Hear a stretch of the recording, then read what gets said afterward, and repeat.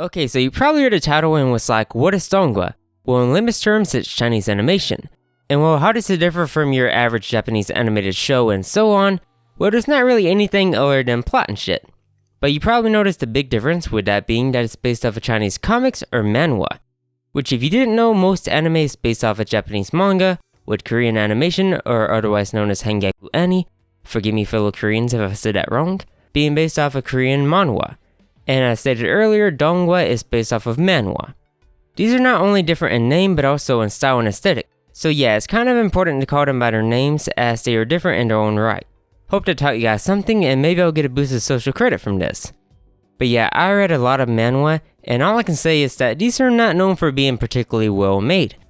But that's not to say there definitely aren't some good ones out there, like Global Martial Arts, City of Sanctuary, Tales of Demons and Gods, and probably like 5 more if I'm being honest. But putting all that aside, I'm fairly new to the world of Donghua as I've only seen a few, but I did do a little research and I know how much of a hit or miss it can really be. Going back to the days where I first started watching anime, I've only ever really watched one of them, with that being Kwanzi Fashi. But recently I've watched a few that seem to have a lot of potential, and are ones that are pretty decent considering that they are Donghua.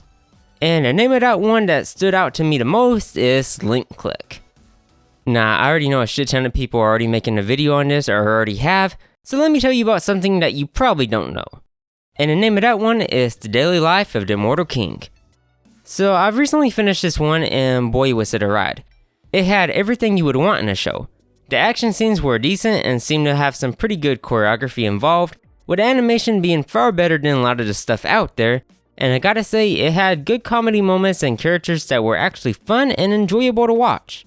With each episode being just about 17 minutes long, it makes it the perfect binge. Also, if you like your openings and such, well, this one doesn't go unnoticed. So without further ado, let's get into my short little spoiler-free review. Well, almost spoiler-free. So with this show, it was actually surprising as to how good it was. If it wasn't for the different language and customs in it, I probably would have thought it was your standard anime. From the animation and pacing of it, it was clear that production-wise, it was handled really well and had a good team behind it. Although I can't say the same for some other popular adaptations. When you take a dive into it at first, it doesn't seem like much. In the beginning episode, you get introduced to Ling Wang, who is basically this prodigy of a child that excelled and grew in cultivation at a rapid rate. So much in fact that his parents actually had to sue him, as he constantly unlocked a new realm every 2 years, and if you need a power skill, at the age of 6 he one-shot a powerful demon that wiped out a whole city. So yeah, that little shit was powerful as hell. So it's your average normal power fantasy with an overpowered deadpan-like character as the main protagonist. Well yeah, but it had much more to offer. Since he pretty much lived the life of a prodigy, he was stripped away from that of a normal kid's life. He had to always restrain himself in fear of losing control of his powers, and forcing himself to live a life that he didn't see befitting of him. So basically it's like putting a grown man into a high school and expecting him to do teen shit. Which yeah, you could probably see how that would go with the whole mental maturity and all. As for the other characters, I was surprised to see that most of them had backgrounds, and depth as to who they are. From characters with plot-worthy backgrounds like Rong Sun, to the chubby best friend that while not a lot of depth to them can grow and become a reliable strong character in the future like Hao Gu. So character-wise, it doesn't lack in that department. Also, I'm probably gonna butcher a lot of names, so forgive me for that. As the story carries on, you get to see Ling build up somewhat of a personality of his own, and put himself out there for the ones he cares about.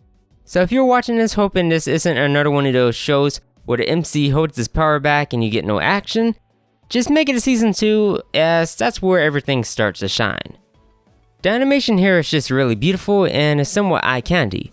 The soundtracks here are what you would pretty much expect from a Chinese show, and while I am mostly familiar with Korean and Japanese, Chinese was always a unique language with its own unique sound to it. So it's not hard to get adjusted to the big switch really. So overall, this Donghua had a perfect balance of everything, as these characters aren't just there to be there, and things happen with reasoning behind it. So if you're like me, you probably read a good number of manhwa, so you probably don't expect much here. I'll admit, it does have its faults, but it really stood out to me, and the show as a whole was treated with much care, so I'm just waiting for season 3 at this point. I mean, how many times have you read a decent manhwa or wuxia and thought to yourself, this will make a good anime, and it never happens. So if we get more like this, it could potentially change the animation scene, and we might get to see more well-produced shows like this. And yeah, sorry for the shallow review. I try to make it as spoiler-free as I can, as I know a good number of people still stumble upon these type of videos and watch regardless of spoilers. Anyways, if you liked what you heard, give it a shot. In my book, it's a solid 8 as it really shined with characters, animation, and soundtracks. And I mean, of course, it wasn't the most perfect show as it had its flaws, but it's undoubtedly enjoyable to watch alone or with your friends. Well, I hope that you all just have a good day in general, and you stay safe out there, and you have a good start of your next new year.